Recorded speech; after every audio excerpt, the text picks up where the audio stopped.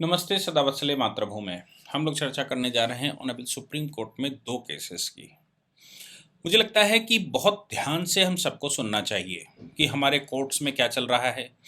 एक तरफ माननीय प्रधानमंत्री नरेंद्र भाई मोदी हाई कोर्ट के जजेस और सुप्रीम कोर्ट के जजेस को बुलाकर एक कॉन्फ्रेंस करते हैं और उस कॉन्फ्रेंस में वो ये कहते हैं कि भाई न्याय सुलभ हो, इसके लिए जो लोकल भाषा है, जो लोकल लैंग्वेज है, उस लोकल लैंग्वेज में न्याय लोगों को मिले और केवल मिले नहीं, उनको समझ में भी आए, अपना मुकदमा स्वयं कर सकें, कानूनों का ऐसा इंटरप्रिटेशन हो या कानूनों का जो जंजाल है इसको समाप्त करके आम आदमी की भाषा में कानून लिखे जाएं। इसमें ऑनरेबल उस समय के चीफ जस्टिस, हाई कोर्ट के जजेस, सुप्रीम कोर्ट के जजेस सब शामिल हुए थे और सबके सामने उन्होंने ये बात रखी थी। दूसरी तरफ ये जो प्रकरण आया है उसमें आज के honourable chief justice D.Y.. Chandrachud ने कहा हमें न्यायाधीश नहीं मिल रहे हैं, न्यायाधीशों की कमी है। और ये कोई एक हाई कोर्ट की बात नहीं है, ये देश के लगभग सभी हाई कोर्ट ये कह रहे हैं कि हमको सही से सही न्यायाधीश, सही सही जजेस नहीं मिल रहे हैं, हमें सही जजेस का अभाव है। अब देखिए, सही जजेस का अभाव है, ये एक जगह डी.वाई. चंद्रचूड़ कहते हैं, पिटीशन को हाई कोर्ट भेजते हैं, मैं पूरा प्रकरण बताऊंगा आखिर उसमें क्या हुआ। दूसरी तरफ ये सामने आता है कि सुप्रीम कोर्ट में एक पिटीशन इन पर्सन जाती है। पिटीशन इन पर्सन 2 जजों की बेंच में पड़ी। पिटीशन इन पर्सन मैं आपको बता दूं कि ऐसी पिटीशन जिसमें स्वयं रजिस्ट्रार अनुमति देता है कि स्वयं आप अपनी सुनवाई करवा सकते हैं, अपनी बहस कर सकते हैं। तो पिटीशन इन पर्सन कोर्ट पहुंच गई। कोर्ट के 2 जजों की बेंच, जैसा हम सुप्रीम कोर्ट में जानते ही हैं कि 2 जजों की बेंच के सामने मामला जाएगा। 2 जजों की बेंच जिसमें honourable justice KM. Joseph, honourable justice Rishikesh Roy, एक असम से एलिवेट होकर आए, एक केरला से एलिवेट होकर आए। इनकी अदालत में जब फरियादी, वकील नहीं, फरियादी कोर्ट में हिंदी में अपनी बात कहना चाहता है और कह रहा है, तो ऑनरेबल जस्टिस जोसेफ और ऋषिकेश रॉय ने यह कहा हम हिंदी नहीं जानते, हम इस कोर्ट की भाषा अंग्रेजी है, हम हिंदी नहीं जानते। और मजे की बात यह है कि honourable justice KM. Joseph, honourable justice Rishikesh Roy दोनों ही दिल्ली यूनिवर्सिटी के पढ़े हुए हैं, जहां तक मेरी जानकारी है। दिल्ली यूनिवर्सिटी में पढ़कर यहीं दिल्ली हाई कोर्ट में ही दोनों ने प्रैक्टिस शुरू की थी और इसके बाद वो केरला या फिर असम गए थे। तो आप सोचिए कि दिल्ली की भाषा, आम भाषा क्या है। अगर कोई भी दिल्ली में जो रहता है उसकी भाषा देश की कोई भी हो, लेकिन वो सब्जी खरीदता होगा, खाना खाता होगा, टेम्पो टैक्सी पर बैठता होगा, बसेस में बैठता होगा, कहीं टिकट खरीदता होगा या और जो तमाम तरह की यहाँ सुविधाएं हैं वो लेते ही होंगे। सब तो इंग्लिश नहीं जानते होंगे, सब लोकल लैंग्वेज भी नहीं जानते होंगे। तो जो व्यक्ति जो अपनी पढ़ाई के समय पर यंग एज में यहाँ दिल्ली में रहता हो, ऑनरेबल जस्टिस के.एम. जोसेफ की तो खास बात यह है कि उनके पिताजी सुप्रीम कोर्ट के जज थे और सुप्रीम कोर्ट के जज होने के नाते दिल्ली उनका मेन अड्डा हुआ, मेन स्थान हुआ करता था। कितने लोग भारत में दिल्ली में इंग्लिश बोलते होंगे। प्रैक्टिस में मानता हूं कि दिल्ली में इंग्लिश में है, लेकिन मुवक्किल को जब आप सुनेंगे, स्टार्टिंग में जब आप प्रैक्टिस करना शुरू करते हैं तो मुवक्किल को सुनेंगे तो वो तो हिंदी में ही बात करेगा, वो अपनी पूरी कहानी हिंदी में ही बताएगा और हिंदी में ही अपने को समझना पड़ेगा। समझकर उसकी कॉपी जो हम कोर्ट में लगाते हैं वो इंग्लिश में उसकी टाइप करना पड़ेगा, उसको उसकी प्रिंट बनानी पड़ेगी। तो जो पिटीशन बनेगी वो इंग्लिश में ज़रूर बनेगी, लेकिन जो मामला दिल्ली में अगर कोई प्रैक्टिस करना शुरू करता है तो मामला तो हिंदी में ही आएगा, हिंदी में ही सुनना पड़ेगा, समझना भी पड़ेगा और उसको न्यायालय की भाषा में लिखकर न्यायालय को देना भी पड़ेगा। तो ऑनरेबल जस्टिस के.एम. जोसेफ और ऑनरेबल जस्टिस ऋषिकेश रॉय दोनों दिल्ली यूनिवर्सिटी से पढ़े, ऐसा सूचनाएं हैं, मैं उनकी साइटों पर गया और दोनों ने ही दिल्ली हाई कोर्ट में प्रैक्टिस शुरू की और उसके बाद वो वहाँ गए। Honourable justice KM. जोसेफ की तो एक और क्वालिटी ये है कि ये एक ही बैच के आज की तारीख में सुप्रीम कोर्ट में कई जजेस हैं जो एक ही बैच में, एक ही यूनिवर्सिटी में, एक ही जगह पर रहे या एक ही जगह पर पढ़े। उसमें आज के चीफ जस्टिस भी हैं, वो भी इसी इसी जगह पर पढ़े। तो सवाल ये पैदा होता है कि ये जो 4 जजेस मैं सबके नाम नहीं बताऊंगा, honourable justice K M Joseph और ऑनरेबल चीफ जस्टिस आज honourable justice Bhatt, honourable justice Sanjay Kishan Kaul, ये सब एक ही बैच के हैं जो सुप्रीम कोर्ट के जजेस इस समय हैं।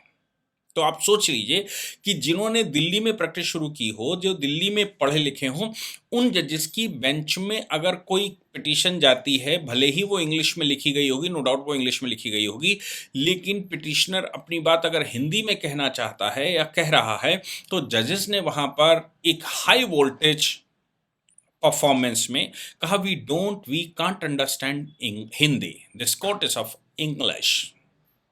फिर वहाँ पर सॉलिसिटर जनरल खड़े हुए थे, वहाँ कुछ और वकील खड़े हुए थे जिन्होंने कोर्ट की सहायता के लिए आगे आए, उनसे जो पिटिशनर था उससे हिंदी में बात समझी, फिर कोर्ट को अंग्रेजी में समझाई, और कोर्ट को अंग्रेजी में समझाने के बाद कोर्ट ने कहा कि भाई आप लोग कैसे इनकी सेवा कर रहे हैं। तो एडवोकेट्स भी आगे आकर काम करते ही हैं, उन्होंने कहा मैं तो कर रहा हूँ, हम इनकी मदद कर रहा हूँ।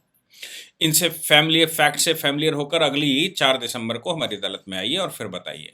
तो ये कहते हुए उस पर डेट डाल दी गई कि एक इंग्लिश का जज, एक इंग्लिश का जो एडवोकेट है, जो इंग्लिश में कन्वोकेट कर सकता है, वो हमको बताए। और दोनों जजेस की प्रैक्टिस हिंदी स्टेट से शुरू हुई और यहीं पर उन्होंने अपनी लॉ की डिग्री पकड़ी हो। कैसा विडंबना रही होगी, क्या कोर्ट का नज़ारा रहा होगा, और जिन लोगों ने भी इस बात को समझने की कोशिश की होगी वो कैसे रहे होंगे। अजीब, हमारे देश में जो चल रहा है वो कुछ बहुत अच्छा नहीं चल रहा है, क्योंकि न्याय जो पाना चाहता है वो अपनी भाषा में ही बोलता है, उससे ये कंपेल नहीं किया जा सकता कि आप अंग्रेजी में आइए। और सुप्रीम कोर्ट में जब ये व्यवस्था दे रखी है कि पिटीशन इन पर्सन आ सकती है, यानी कि व्यक्ति खुद भी अपनी बात कह सकता है। सुब्रमण्यम स्वामी साहब उसके महारथी हैं कि वो इन पर्सन पिटीशन फाइल करते हैं और अपनी बात कहते हैं, वो भले ही अंग्रेजी में कहते हो वो अलग बात है, लेकिन ये बात थोड़ी भारत के लिए अच्छी नहीं है। मुझे लगता है इस पर मिनिस्ट्री ऑफ लॉ को और सुप्रीम कोर्ट को, इन सबको बैठकर, चूंकि सुप्रीम कोर्ट की कई एक रूलिंगें हैं, हाई कोर्ट की बहुत सारी रूलिंगें हैं जिसमें ये कहा गया है कि नहीं, कोई भाषा मना नहीं करी गई, इस कोर्ट की भाषा अंग्रेजी ज़रूर है लेकिन किसी और भाषा में मना नहीं किया गया। और दूसरी बात ये भी है कि नीचे से अगर हिंदी भाषी स्टेट से डिस्ट्रिक्ट कोर्ट से कोई फाइल आती है तो आती तो डिस्ट्रिक्ट कोर्ट से ही होगी, वो हिंदी में लिखी जाती है, बयान हिंदी में होते हैं, फिर वो सुप्रीम कोर्ट तक आते हैं, या जो भी लोकल लैंग्वेज जिस स्टेट की फाइल होती है वहाँ पर उस भाषा में बयान लिए जाते हैं, उसी में लिखे जाते हैं। जजमेंट भले इंग्लिश में पेश कर दे, कोई टाइप करवा दे, या जनरली हिंदी के कोर्ट में या जो लोकल लैंग्वेज है लोकल लैंग्वेज में ही उसके डिसीजन भी होते हैं। आप किसी को कंपेल नहीं कर सकते, क्योंकि कुछ राज्यों को छोड़कर इंग्लिश मीडियम के 7 राज्य हैं जो इंग्लिश मीडियम में ही केवल एग्ज़ाम लेते हैं, लेकिन उसके अलावा के जो राज्य हैं वो मोस्टली अपनी लोकल लैंग्वेज के साथ एक दूसरी लैंग्वेज लेते हैं, इंग्लिश लेते हैं। तो सवाल यहाँ पर बड़ा गंभीर है। अब देखिए, हरियाणा हाई कोर्ट, हरियाणा में इंग्लिश का कितना अभाव होगा आप समझ सकते हैं, लेकिन हरियाणा में प्रैक्टिस इंग्लिश में है। दिल्ली हिंदी स्टेट है, प्रैक्टिस इंग्लिश में है। हिमाचल हिंदी स्टेट है, प्रैक्टिस इंग्लिश में है। तो कैसे न्याय सुलभ होगा?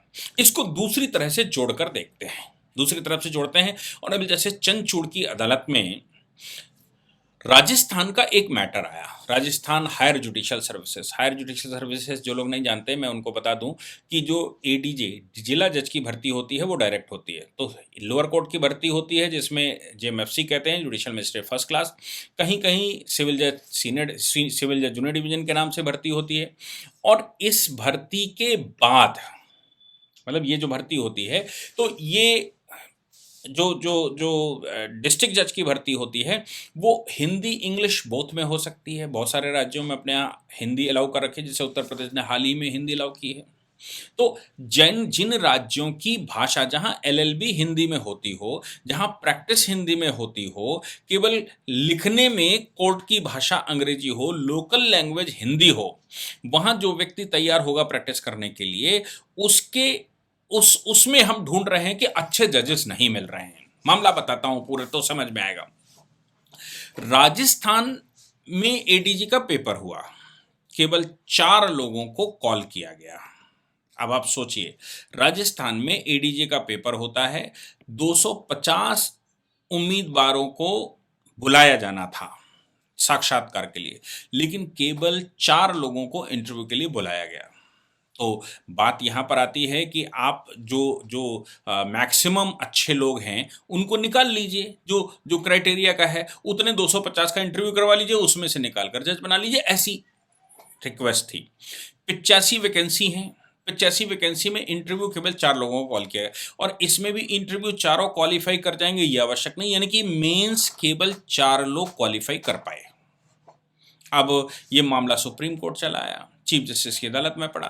चीफ जस्टिस ने कहा भाई क्या है, तो वकील साहब ने कहा कि साहब देखो 250 लोगों को कॉल करना चाहिए, 250 आप 85 वैकेंसी 85 वैकेंसीज में इंटरव्यू के लिए कम से कम 250 लोगों को कॉल किया जाना चाहिए, केवल 4 लोगों को कॉल किया गया है, बाकियों को बाहर कर दिया गया है, इसलिए मेंस क्वालिफिकेशन, मेंस में जो क्वालिफाई किया गया है वो सब गलत किया गया है। जबकि मैं आपको बता दूं सुप्रीम कोर्ट स्वयं कई एक मामलों में जहां जजेस की भर्ती का नंबर आता है, इसमें ये कह चुका है कि क्वालिटी ऑफ जजेस हमें चाहिए, हम ऐसे जजेस नहीं ले सकते, और क्राइटेरिया जब तक हमें अच्छे जज ना मिले तब तक उनकी भर्ती मत करिए, केवल बैरक्ट आधार पर। अब चूंकि राजस्थान में आपको बता दूं कि दिल्ली में जो कोचिंग इंस्टीट्यूट्स हैं, या हरियाणा में, पंजाब में, हिमाचल में और राजस्थान में, इन लोगों को भर भर के एक बात सिखाई जाती है। ये प्रैक्टिस उत्तर प्रदेश बिहार में नहीं है, ये प्रैक्टिस मध्य प्रदेश में भी है, लेकिन खास तौर से दिल्ली, हरियाणा, पंजाब, हिमाचल, राजस्थान, यहां पे एक प्रैक्टिस है। जो कोचिंग इंस्टीट्यूट है, जो इंडस्ट्री है, वो दिल्ली में शिफ्टेड है। दिल्ली में बड़े बड़े टीचर हैं, वो अपने आप को क्या घोषित करते हैं, वो कहते हैं साहब मोर देन सफिशिएंट है, केवल आप बैरक पढ़िए, बैरक पढ़कर उससे एग्जाम दे आइए, तो प्री तो बैरक से क्वालिफाई हो जाएगा, और बैरक ही हमें समझाना है। और उसके अलावा कोचिंग इंस्टीट्यूट वाले ये बता देते हैं कि हमारी नोट्स पढ़िए, तो नोट्स में वही लिखा होता है जो पिछले एग्जाम के पेपर में आया होता है। तो बच्चे जब पिछले एग्जाम के पेपर सॉल्व कर रहे होते हैं, तो चूंकि नोट्स से उन्होंने पढ़ा है तो बड़े वल्ले वल्ले हो जाता है कि साहब हमने तो, हमारे सर ने जो पढ़ाया वो मैं पिछले 20 साल के पेपर सॉल्व कर ली, सब कुछ उससे मिल रहा है। हर बार पेपर 15 से 20% अपग्रेड होकर आता है। दूसरी बात, मेंस कैसे लिखेंगे, जब आप प्री का एग्जाम क्वेश्चन ऑप्शनल के आधार पर तैयार करते हैं और टीचर भी प्री ही तैयार करवाता है, तो मेंस के लिए आपको जो एक लाइन का आंसर है, जो बैरक्ट में एक लाइन लिखी हुई है, वो आपको 200, 250, 150, 300, 400 शब्दों में लिखना है। उस पर एक ऐसे भी आपको 1500 शब्दों का लिखना है, लीगल ऐसे होगा। तो शब्द कहां से लाएंगे जब तक मैटर में अंदर घुसेंगे नहीं, जब तक उनका इंटरकनेक्टिविटी नहीं सीखेंगे, जब तक उनके वेरियस केस लॉस नहीं पढ़ेंगे, और जब तक उसकी ओरिजिनल प्रैक्टिस नहीं पढ़ेंगे, जब तक उसका जेनेसिस नहीं पढ़ेंगे, उसका उद्गम नहीं पढ़ेंगे, और उसकी इंटरप्रिटेशंस नहीं पढ़ेंगे। तो इंटरप्रिटेशन तो टीचर ने जितना बताना था उतना ही बता दिया। तो सवाल यहां पर पैदा हुआ कि जब इतना पढ़ाकर भर्ती करवा दिया गया, तो दिल्ली में वैकेंसी खाली रह जाती है, हरियाणा में वैकेंसी खाली जाती है, हिमाचल में भी वैकेंसी खाली जाती है, जबकि हिमाचल और हरियाणा में थोड़ी थोड़ी 15-15, 20-20, 25-25, 30-30 वैकेंसी निकलती है। तो राजस्थान में 85 वैकेंसीज आई, उसमें से 4 लोग मेंस क्वालिफाई कर पाए और बाकी रह गए। तो उनका कहना है कि साहब हम चाहे अच्छे हैं चाहे खराब हैं, हम चाहें अच्छे हैं चाहे खराब हैं, आप 200-250 ऊपर से उठाइए जो भी आपको वेस्ट मटेरियल मिलता है, और 250 उठाकर 85 को भर्ती कर लीजिए, आपने 85 वैकेंसी निकाली, 85 भर्ती मिली, चाहे इनएलिजिबल कैंडिडेट क्यों ना मिले। सुप्रीम कोर्ट के जज साहब ने सीट पर बैठकर कहा, सुप्रीम कोर्ट के चीफ जस्टिस ने, ऑनरेबल जस्टिस चंद्रचूड़ ने सीट पर बैठकर कहा कि सभी हाई कोर्ट ये कंप्लेंट करते हैं कि हमें अच्छे जिला जज नहीं मिल रहे हैं, अच्छे जिला जजों का अभाव है, एग्जाम क्वालिफाई कर ही नहीं पा रहे हैं, और ये डिग्रेडेड पढ़ाई करके आ रहे हैं।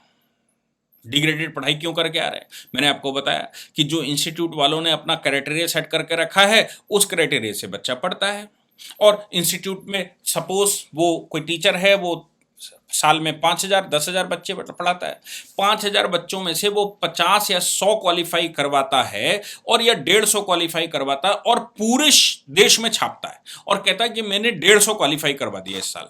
150 कितने? वो पिछले 15 साल से पढ़ा रहा है, और पिछले 10 साल के पढ़ाए हुए बच्चे तो कम से कम एग्जाम दे ही रहे होंगे। 10 साल में उसने 50,000 बच्चे पढ़ाए, और इस वर्ष भी उसने 5,000 बच्चे पढ़ाए। 55,000 में से उसने जो सिलेक्शन बताया वो 150 बताया। तो बताइए कि 55,000 में से 150 सिलेक्शन अगर हो गए तो कितना बड़ा उसका रिजल्ट है। लेकिन वो पीछे का कवर पेज जिसकी कीमत 10 लाख 15 लाख होती है मैगजीनों में, वो कवर पेज भर भर कर आता है। टीवी पर बढ़िया ऐड आता है, होल्डर बैनर बैनर लगाए जाते हैं, बहुत अच्छे यूट्यूब पर उनके प्रसंग आते हैं। तो आप सोच लीजिए कि ये कितना लेवल से तैयार करवा रहे होंगे, बच्चों को कितना लेबर करवा रहे होंगे कि सुप्रीम कोर्ट के मुख्य न्यायाधीश को ये कहना पड़ता है कि हमको जजेस नहीं मिल रहे। अब सवाल ये पैदा होता है कि हाई कोर्ट और सुप्रीम कोर्ट को जजेस कैसे मिल रहे हैं। तो हाई कोर्ट की एक पिटीशन आई, मैं आपको बताऊं कि ऐसे 10 जजेस जो कोलेजियम ने रिकमेंड किए थे, केंद्र सरकार ने उनको अपॉइंट नहीं किया। ज़्यादातर वो बंगाल से थे या उधर कर्नाटका से हैं, आंध्रा से, तेलंगाना से हैं। उनकी केंद्र सरकार ने उनको अपॉइंट नहीं किया। वो कुछ वकील, जज तो नहीं जा सकता उनको, लेकिन कुछ वकीलों ने, ये हाई कोर्ट के जजेस हैं जो सुप्रीम कोर्ट आने थे, या जो सॉरी लोअर प्रैक्टिशनर हैं जो हाई कोर्ट में जज बनने थे, कोलेजियम ने रिकमेंड कर दिया, लेकिन वो केंद्र सरकार ने उनकी छाटे भी नहीं कर दी, बाकी के प्रोनाउंसमेंट कर दिया। तो कुछ ऐसे 10-12 लोग रह गए, सुप्रीम कोर्ट चले आए। सुप्रीम कोर्ट में कहते हैं कि साहब हमारा आपने रिकमेंड कर दिया, हमारी भर्ती नहीं हो रही। मतलब वो नहीं कहते, वकील लोग कहते हैं, उनके जो चाहने वाले होंगे। सुप्रीम कोर्ट कहता है now the president is bound by the recommendation of the collegium, और collegium system is the best system. तो हाई कोर्ट और सुप्रीम कोर्ट में जजेस इसलिए मिल जाते हैं क्योंकि वहां कोई एग्जाम नहीं होता, वो कोलेजियम सिस्टम से भर्ती हो जाते हैं। उधर तीसरी तरफ जब किरण रिजिजू ने स्टेटमेंट दे दिया, और किरण रिजिजू के स्टेटमेंट आने के बाद उन्होंने कहा कि भाई कोलेजियम सिस्टम ठीक नहीं है, कोलेजियम में जजेस की भर्ती हो जाती। जैसे मैंने अभी ऑनरेबल जस्टिस जोसेफ की बात की, उनके पिताजी सुप्रीम कोर्ट के जज थे। ऐसे बहुत सारे ऑनरेबल चीफ जस्टिस इस समय बैठे हुए हैं, उनके पिताजी सुप्रीम कोर्ट के चीफ जस्टिस थे। तो कोलेजियम कैसे भर जाती है जब नीचे न्यायाधीश नहीं मिल रहे हैं। ये लोग जो कोलेजियम में भर्ती होते हैं, कोलेजियम के थ्रू आते हैं, जो सुप्रीम कोर्ट की हाई कोर्ट के जजेस बनते हैं, क्या ये नीचे एग्जाम नहीं दे सकते और उससे एक स्टेप कर लें, और इस एक स्टेप करके हाई कोर्ट आ जाएं और फिर सुप्रीम कोर्ट का रास्ता तय करें? वो एग्जाम क्वालिफाई कर नहीं सकते। ऑनरेबल जस्टिस काटजू के विषय में ये बताया, इलाहाबाद में आप जाएंगे तो वहाँ सामान्य जन बताएगा, सत्यता कितनी है मुझे पता नहीं, सामान्य जज बताएगा कि वो एचजेएस का एग्जाम क्वालिफाई नहीं हो पाए थे, लेकिन वो उनके बाबा चूंकि कैलाशनाथ काटजू थे, नेहरू जी के दोस्त और पहले लॉ मिनिस्टर, फिर उनके पिताजी जज बने, फिर उनके चाचा चीफ जस्टिस बने, तो वो खुद भी चीफ जस्टिस बने और फिर सुप्रीम कोर्ट के जज बने। ऑनरेबल जस्टिस के काटजू के विषय में आप खूब सारे रोज न्यूज़ पढ़ते ही होंगे कि वो किस प्रकार की बातें करा करते हैं। तो काटजू साहब एचजेएस का एग्जाम क्वालिफाई नहीं कर पाए थे, इसलिए बारंबार केंद्र सरकार, लॉ मिनिस्टर ये कहते रहते हैं कि भाई ये जो है वो कोलेजियम सिस्टम बिल्कुल पारदर्शी नहीं है, इसकी पारदर्शिता होनी चाहिए, इनके आने का तरीका होना चाहिए, वो। लेकिन सुप्रीम कोर्ट कहता है कि नहीं, ये बिल्कुल ठीक तरीका है जो हम कोलेजियम से भर्ती कर रहे हैं। ऑनरेबल जस्टिस लोढ़ा ने तो सीट पर कह दिया था कि हम सब कोलेजियम से आए हैं, तो क्या हम खराब जजेस हैं? आपको कौन बताएगा आप खराब हैं कि अच्छे हैं?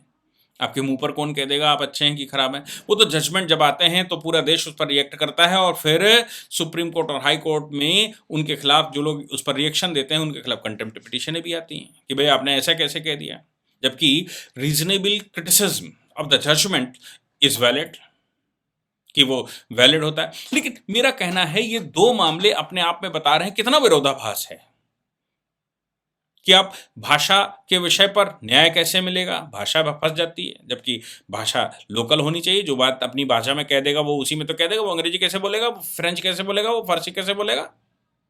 और दूसरी बात ये भी है कि हमको जजेस नहीं मिल रहे हैं, और तीसरी बात ये भी है कि कोलेजियम जो है वो भरकर जजेस के रिकमेंडेशन भी कर रही है, उनका कोई एग्जाम नहीं करवाती, उनका कोई एलिजिबिलिटी टेस्ट नहीं है। मैं मानता हूं कि कॉलेजियम की भर्ती से पहले एक एलिजिबिलिटी टेस्ट होना चाहिए, जैसे पीएचडी करने के बाद नेशनल एलिजिबिलिटी टेस्ट होता है, नेट क्वालिफाई होता है। आप नीचे एलएलबी की डिग्री पाने के बाद भी सुप्रीम कोर्ट आता है कोई व्यक्ति, तो उसको वहां पर एओआर का एग्जाम क्वालिफाई करना पड़ता है। कहीं नेशनल एलिजिबिलिटी टेस्ट छोड़ दीजिए, स्टेट एलिजिबिलिटी टेस्ट प्रोफेसर के लिए चाहिए, फिर नीचे टीटी पीटी चाहिए। तो क्यों नहीं जजेस के अपॉइंटमेंट से पहले एक लीगल एलिजिबिलिटी टेस्ट होनी चाहिए, या जजेस एलिजिबिलिटी टेस्ट होना चाहिए। उस टेस्ट के बाद आप कॉलेजियम लगाकर भर्ती कर लीजिए। मेरा मानना है कि जिन जजेस का अपॉइंटमेंट हो रहा है उसमें से 80% रुक जाएंगे, और नहीं तो एटलीस्ट ये क्राइटेरिया बना देना चाहिए, जो एचजेएस क्वालिफाई होगा वही अप्लाई कर सकता है, नहीं तो नहीं कर सकता कॉलेजियम में अप्लाई। कॉलेजियम उनको रिकमेंड ही नहीं कर सकता जो एचजेएस क्वालिफाई नहीं है। तो फिर ये जो ऑनरेबल चीफ जस्टिस कह रहे हैं कि भाई हमारे पास एलिजिबल जजेस नहीं हैं, सारे हाई कोर्ट कह रहे हैं कि हमारे पास योग्य जजेस नहीं हैं और हमें मिल नहीं रहे हैं, इसीलिए 4 की रिकमेंडेशन हुई होगी। हालांकि वो पिटीशन हाई कोर्ट ट्रांसफ़र कर दी गई और ये कहा गया कि भाई इस पर हाई कोर्ट कंसिडर करे, हाई कोर्ट का मामला, उसके बाद सुप्रीम कोर्ट आइएगा। तो फिर ये बात हजम होना थोड़ा मुश्किल है। कानून की जानकारी होना अलग बात है, कानून में रिश्ते होना अलग बात है, कानून में सीढ़ी प्राप्त करना अलग बात है और लोगों के साथ न्याय करना उससे बहुत अलग बात है। जय हिंद, जय भारत, वंदे मातरम।